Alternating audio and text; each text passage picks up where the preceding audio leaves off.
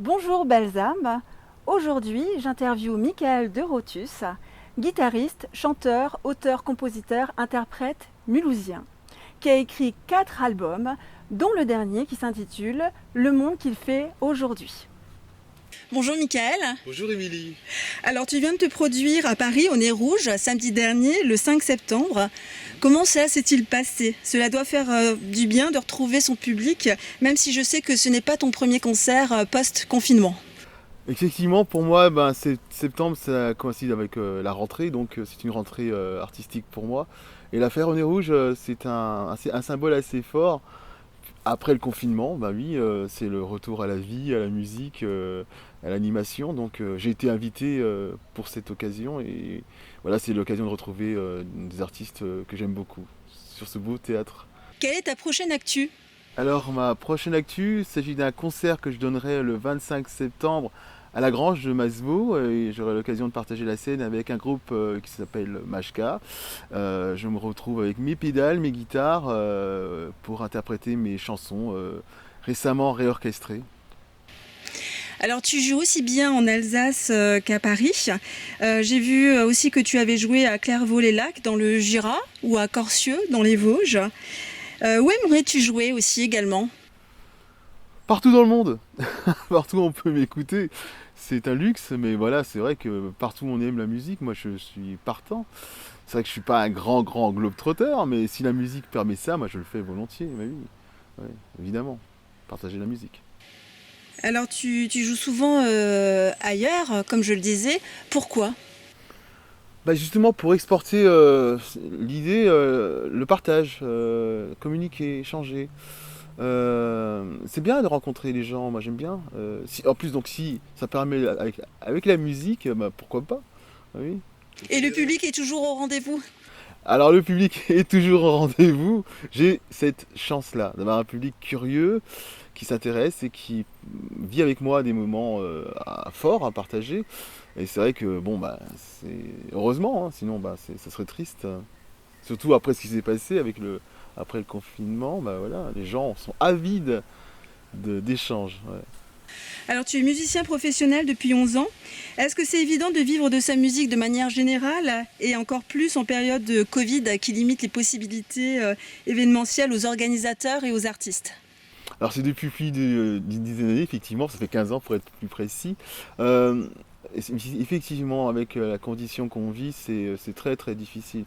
On va me dire c'est difficile pour tous les corps de métier, mais c'est vrai que sur le plan de l'événementiel, c'est très compliqué. Voilà, c'est là qu'on voit bien que le public est très important pour quand on réunit les gens. Voilà, c'est là on produit mieux les choses, on fait de plus belles choses avec le monde. Et nous séparer des gens, voilà, ça nous affaiblit et voilà, c'est très difficile de s'en de s'en remettre. Alors justement, qu'est-ce qu'on pourrait donner comme conseil pour supporter en fait les artistes pendant cette période-là et les organisateurs? Le conseil, c'est d'espérer, c'est tout. Hein, comme on dit, tant qu'il y a de la vie, il y a de l'espoir. On peut rien faire d'autre que d'attendre. Euh, voilà, c'est toujours pareil avec les conseils qu'on nous donne de respecter les gestes barrières, de porter des masques. Bon, à un moment donné, on se rend bien compte de l'efficacité et que maintenant on peut peut-être avancer parce que sinon, les choses se meurent, quoi. Et donc il faut agir aussi. Il faut agir prudemment, mais il faut agir parce que sinon, on part à la catastrophe. Ouais. Alors pendant le confinement justement, et après tu as fait 39 lives, dont 8 d'été, dont quelques-uns ici d'ailleurs. Oui, dans ce très beau jardin exotique, très original. Ouais. Tu es très prolifique. Dès mi-mars, tu as commencé tes lives sur Facebook qui ont été rapidement un succès. Hein. Tu avais 900 connexions dès la première fois. Donc c'était vraiment une expérience réussie. Je cite une de tes followers sur Facebook en parlant de tes concerts. Un moment fort, comme un peu d'évasion dans ce confinement. Est-ce que tu as eu beaucoup de retours? J'ai eu beaucoup de retours, c'était très agréable de vivre ça en direct avec mon public et puis les personnes qui m'ont découvert à travers ces lives. C'est vrai, c'était une vraie évasion. Hein. Pendant ce confinement, c'était très fort. Il faut savoir qu'au départ, c'était une demande, une amie qui m'a dit, écoute, puisqu'on ne peut pas sortir, puisqu'on ne peut pas écouter de la musique en vrai, joue-nous quelque chose depuis chez toi, derrière ton ordinateur. Moi, j'ai fait ça. Et ça a très vite pris. Et je me suis pris au jeu. Et c'est vrai que tu as eu raison, après le confinement, j'ai continué l'été, parce que c'était vraiment des moments très beaux à partager. Et inédit pour moi. En attendant que les choses s'améliorent, ce n'est pas la panacée, mais c'est un moyen de continuer à exister et d'évoluer. Voilà. Alors justement, en quoi c'était important pour toi de jouer pendant cette période? Ça m'a permis de faire découvrir mes chansons pour le public qui ne connaissait pas. Et puis bon, c'est vrai que je ne suis pas un artiste qui passe en radio, donc pour moi c'était un média pour faire connaître mes chansons et puis encore une fois de partager mon univers qui reste à découvrir. Et c'est un superbe moyen d'être connecté aux gens.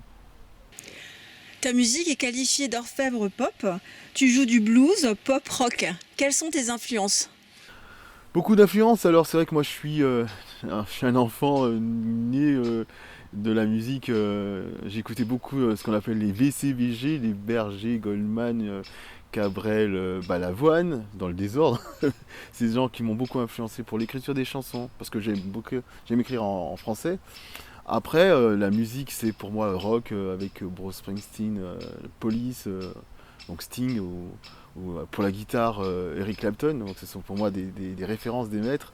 Et j'ai été beaucoup influencé par ces grands musiciens. Voilà. Alors tu as reçu ta guitare à l'âge de 6 ans, ta première guitare. Tu t'es mis à chanter en même temps ou après? Tu es bien renseigné. C'est bien à 6 ans. Écoute, ah bah non, mais c'était juste pour rigoler au départ. Hein. Je jouais de la guitare comme on pouvait jouer, je sais pas, faire semblant de jouer. Hein. Il n'y avait rien, c'était ludique. Mais c'est bien plus tard, à l'âge de 13 ans, que j'ai appris, que j'ai commencé à m'intéresser à l'instrument. Oui, c'est vrai. Au début, c'était pour faire semblant. Ouais. Alors fin des années 80, tu as formé un groupe qui s'appelle Trocadéro, qui est l'anagramme de Rotus, de ton nom. Oui, il y a quelque chose comme ça, ouais, c'est vrai. Pendant 4 ans. Après, il y a une BO de film social. Oui. Tu as fait la première partie d'Axel Red et de Patrick Sébastien. Oui. Tu as sorti un CD 5 titres. Oui. Tu écris aussi pour des artistes du label BMG. Tu as sorti ensuite 2 albums, Poussière d'or et l'autre, Le bal de Cendrillon. C'est ça. Et en 2015, un 3e album qui s'appelle Millénaire. Tout à fait. Alors pourquoi tu l'as nommé Millénaire en 2015? Donc millénaire coïncide pas du tout avec l'année 2015, mais avec donc le temps que peut prendre l'installation d'une paix dans ce monde. C'est très pessimiste et optimiste à la fois. J'estime que quand on voit ce monde, ben, on a du mal à croire que les choses peuvent s'améliorer, mais moi je suis très optimiste, quitte à ce que ça prenne beaucoup beaucoup de temps, quitte à ce que ça prenne 10 000 ans. Voilà, donc millénaire, le titre de l'album, de la chanson éponyme. Et tu as sorti un 4e album en 2018 qui s'appelle Le monde qu'il fait aujourd'hui. Alors, le monde qu'il fait aujourd'hui est sorti effectivement pour parler du monde dans lequel on vit. J'ai quelques titres sous les yeux comme À l'infini, pour parler des amours qu'on espère infinis. 1er janvier, c'est une chanson assez cocasse, donc il y a de l'humour dedans, où j'évoque les résolutions qu'on ne tient pas, et puis de la grosse blague du 1er janvier qui était en fait un 1er avril. Incognito, ça évoque le fait que le bonheur puisse passer sous les yeux, et que sous notre nez, et qu'on puisse ne pas le reconnaître. Voilà, et puis Regarde tomber la pluie pour parler des guerres qui sévissent dans certains pays. Pareil, toujours avec un fond d'espoir. Hein. C'est un album plutôt tourné positivement.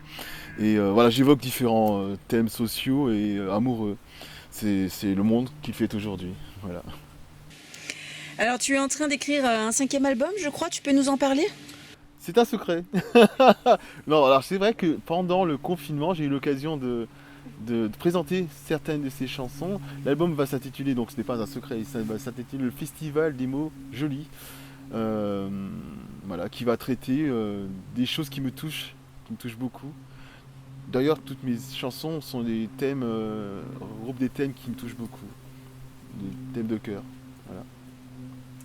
Alors je t'invite à prendre ta guitare et puis à jouer les titres que tu veux. La chanson s'intitule Le monde qu'il fait aujourd'hui.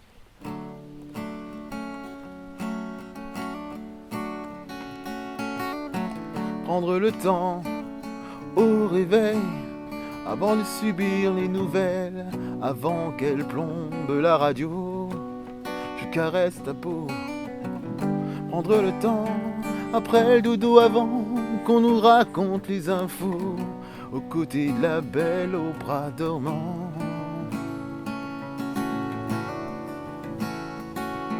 Je veux pas savoir avant le monde qu'il fait, je veux pas savoir avant le monde qu'il fait aujourd'hui.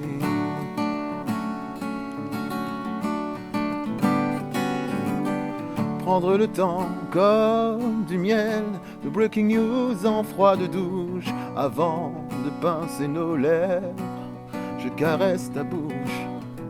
Prendre le temps au doux soleil, avant les flashs de BFM, d'écouter ma sirène, sa voix, son chant, avant qu'on se mette au courant du monde qu'il fait, avant qu'on se mette au courant,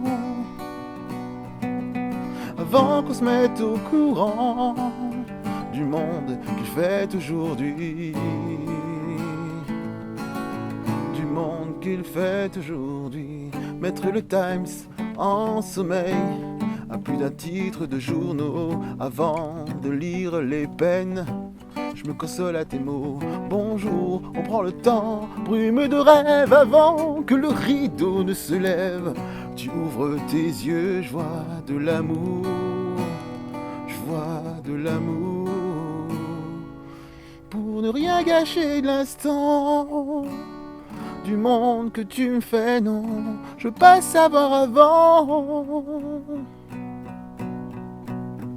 Je veux pas savoir avant le monde qu'il fait aujourd'hui, le monde qu'il fait aujourd'hui, aujourd'hui,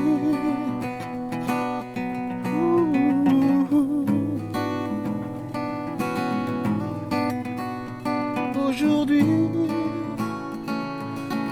Quel monde fait-il aujourd'hui? On prend le temps au réveil, avant de subir les nouvelles. Waouh, merci. Alors Michael, est-ce que tu as un livre, un site, une vidéo à nous conseiller?